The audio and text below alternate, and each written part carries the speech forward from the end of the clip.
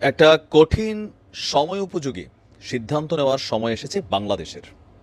গত ৫৩ বছর যাবৎ এই সিদ্ধান্তটা কোনো সরকার বাস্তবায়ন করেনি, হয়তো তাদের নিজস্ব ব্যক্তিগত বা দলীয় স্বার্থে। কারণ আমাদের সরকারগুলোর একটা মূল টার্গেটই থাকে লুটপাট করা।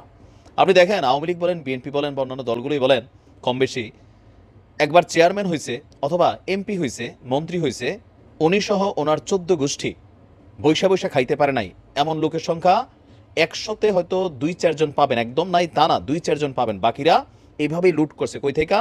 রাষ্ট্রের টাকা, জনগণের টাকা। কিন্তু সবচেয়ে গুরুত্বপূর্ণ আজকের এই দিনে উন্নত বিশ্ব বলেন, আমাদের বাংলাদেশ বলেন, বিদ্যুৎ সেক্টর। কেন বাংলাদেশ এখন পর্যন্ত বিদ্যুতে স্বনির্ভর হতে পারলো না? কেন আমরা কুইক রেন্টাল দিয়া সেটার আবার আদালত থেকে দায় মুক্তির একটা অধ্যাদেশ বানাইয়া কেন আমরা বিদেশ থেকে আইনা এই বিদ্যুৎ ব্যবহার করব? বিদেশে হাজার হাজার কোটি টাকা আমরা বিল দেব। নেপালের মতন একটা দেশ, তাদের থেকে আমরা আজকে বিদ্যুৎ কিনতে হচ্ছে। মধু খাচ্ছে কে? ভারত। বিদ্যুৎ নেপালের, বাংলাদেশ এটাকে ব্যবহার করবে, কিন্তু মধু খাবে ভারত টেকনিক্যালি। এখন এই সিস্টেমগুলা কেন হচ্ছে? একটা বিদ্যুৎ স্বনির্ভর বাংলাদেশে যেই পরিমাণ বিদ্যুৎ দরকার, ওই পরিমাণ একটা মহা প্রজেক্ট হাতে নিতে আমি জানি না কত বিলিয়ন ডলার লাগে, বাট আমার মনে হয় ডক্টর মোহাম্মদ ইউনূস সরকারের প্রতি মানুষের একটা আস্থা আছে। আপনি এই উদ্যোগটা নেন, প্রবাসীরা মন খুইলা সাপোর্ট করবে। প্রয়োজনে আমরা ৬ মাসের টাকা অ্যাডভান্স পাঠাই দেবো, কিন্তু বিদ্যুৎ সেক্টরটাকে স্বনির্ভর করুন।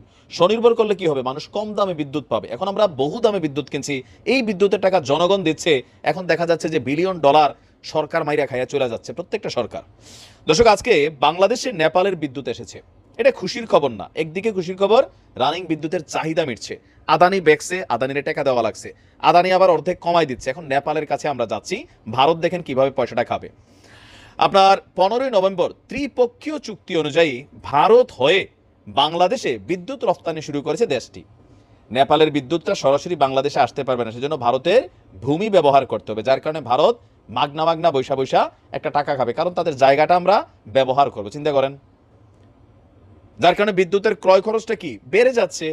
যেমন আমরা যদি ধরেন, কথার কথা, যে আপনি ঢাকা শহর থাকেন, এখন আপনি রংপুর থেকে বা কুমিল্লা থেকে বা আপনি বরিশাল থেকে একটা জিনিস আনাবেন, ওই লোকাল পর্যায়ে একটা জিনিস হতো আপনি 10 টাকা পিস কিনছেন, কিন্তু ঢাকা শহর আস্তে আস্তে এটা ট্রান্সপোর্টেশন কস্ট, বরিশাল থেকে একটা মাল যদি আনতে 20 টাকা খরচ হয়, কুমিল্লা থেকে আনতে খরচ হবে 5 টাকা। আর যদি জিনিসটা ঢাকার ভিতরে হয়, দেখেন না যে এই হোম ডেলিভারি ফ্রিও দেওয়া দেয়, কেন? ব্যবসায়িক পলিসিতে। 5 টাকার জিনিস আমার ক্রয় 5 টাকা, কিন্তু ট্রান্সপোর্টেশন, এটার কারণে জিনিসটার দাম পড়ে যাচ্ছে 10 টাকা, 15 টাকা, 20 টাকা। আজকে নেপাল থেকে আমরা সরাসরি বিদ্যুৎ কিনছি, আমি জানি না কিভাবে কিনছি, কিন্তু ভারত হয়ে যখন আসতেছে, ভারত সরকারকে আমরা পয়সা দিতে হচ্ছে। এটা বাধ্য হয়ে আমাদের ভাগেই দিচ্ছি।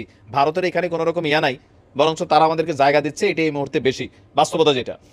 তো গতকালকে এটা শুরু হলো, আমরা দেখলাম যে ভারতের বিদ্যুৎ, আবাসন এবং নগর মন্ত্রী মনোহর লাল, বাংলাদেশের বিদ্যুৎ, জ্বালানি ও খনিজ সম্পদ উপদেষ্টা ফজল কবির খান এবং নেপালের জ্বালানি, জলসম্পদ ও সেচ মন্ত্রী দীপক খারকা এতে অংশগ্রহণ করেছেন। বলা হচ্ছে ত্রিপক্ষীয় বিদ্যুৎ লেনদেনের মাইল ফলক এটি। অবশ্যই নেপাল এবং ভারতের জন্য, বাংলাদেশের জন্য এটা লস প্রজেক্টই আমার মনে হয় যেটা হতে যাচ্ছে। ২০২৪ সালের ৩রা অক্টোবর কাঠমান্ডুতে ত্রিপক্ষীয় বিদ্যুৎ বিক্রয় চুক্তি সই হয়েছিল। এতে অংশগ্রহণকারী প্রতিষ্ঠানগুলো হলো Nepal electricity authority, Bangladesh power development মানে সরকার যেটা বিপিডিবি, এবং ভারতের এনটিপিসি বিদ্যুৎ ব্যবসা নিগম। নেপাল বিদ্যুৎ কর্তৃপক্ষের মুখপাত্র তিনি বলছেন যে আপনার নেপাল মাত্র একদিন বিদ্যুৎ বিক্রি করতে পারবে। আচ্ছা, ২০২৫ সালের 15 জুন থেকে আবারও বিদ্যুৎ সরবরাহ শুরু হবে। যাই হোক, এখানে মূল কথা আমরা যেটা বুঝতে চাচ্ছি, তেলের বেলাও আমরা ক্রুড অয়েল কিনতে পারি না। রাশিয়া ইউক্রেন যুদ্ধের পরে রাশিয়া যে সস্তায় তেল দিছে, ভারত কিনা এই তেল আমাদের কাছে পাঠাইছে, বিভিন্ন দেশে হয়তো পাঠাইছে, আমরা কিন্তু রাশিয়া থেকে তেল কিনতে পারি না, আমেরিকার ডরে হোক, অথবা আমাদের সরকার বলেছে আমাদের কাছে রিফাইনারি যে মেশিনটা আছে এটা দিয়ে নাকি এটা করা যায় না। তো কেন করেন না? কেন কুইক রেন্টালে আমরা বিদ্যুৎ কিনতেছি, আমরা বেশি দামে তেল কিনতেছি? আর এগুলোর প্রভাব তো ব্যবসা বাণিজ্য প্রত্যেকটা জিনিসের উপরে কানেক্টেড। কারণ শিল্প কারখানা প্রতিষ্ঠানগুলো তো বিদ্যুতের মাধ্যমে চলে অথবা তেলের মাধ্যমেই চলে।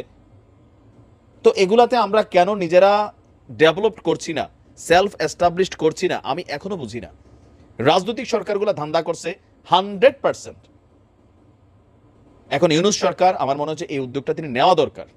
বাংলাদেশের প্রত্যেকটা মানুষ যদি সরকারের বাজেট না থাকে সহযোগিতা করবে, সময় এসেছে। এরপরে কিন্তু আর এগুলো হবে না। আমি মনে করি ভারতকে এই মধু খেতে দেওয়ার দরকার নাই, আমরা উচ্চ দামে বিদ্যুৎ কেনারও দরকার নাই। এটাকে প্রতিহত করা দরকার। এটা নিয়ে হাউ ভালো থাকুন। আসসালামু আলাইকুম।